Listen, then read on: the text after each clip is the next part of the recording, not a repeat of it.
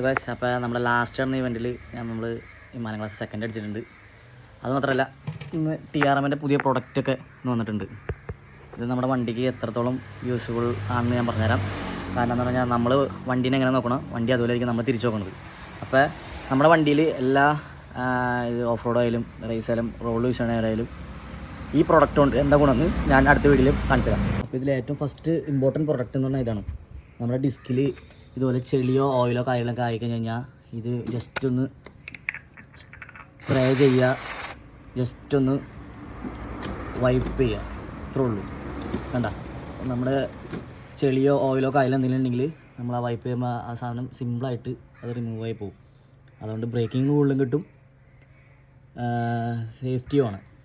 അടുത്ത ഇമ്പോർട്ടൻറ്റ് കാര്യം എന്ന് പറഞ്ഞാൽ നമ്മുടെ ഇലക്ട്രിക്കിൻ്റെ ഭാഗങ്ങൾക്ക് ഇതുപോലെ ചെളി കയറി പൊടി കയറി നശിച്ചിട്ടുണ്ടാവും. അപ്പോൾ ഈ TRMൻ്റെ ഇലക്ട്രിക്കിൻ്റെ ക്ലീൻ എന്ന് പറഞ്ഞാൽ ഇത് ചുമ്മാ ഇങ്ങനെ അപ്ലൈ കൊടുക്കുക, ക്ലീൻ എന്ന് പറഞ്ഞാൽ നമ്മുടെ വണ്ടിയുടെ ഒക്കെ ഹൃദയം എന്ന് പറഞ്ഞാൽ കാർബറേറ്റർ അല്ലെങ്കിൽ ത്രോട്ടിൽ ബോഡി അതൊക്കെ ക്ലീൻ ചെയ്യുകയാണെങ്കിൽ ഇത് TRMൻ്റെ പോലത്തെ കാർബറേറ്റർ ക്ലീനർ ഉണ്ട്.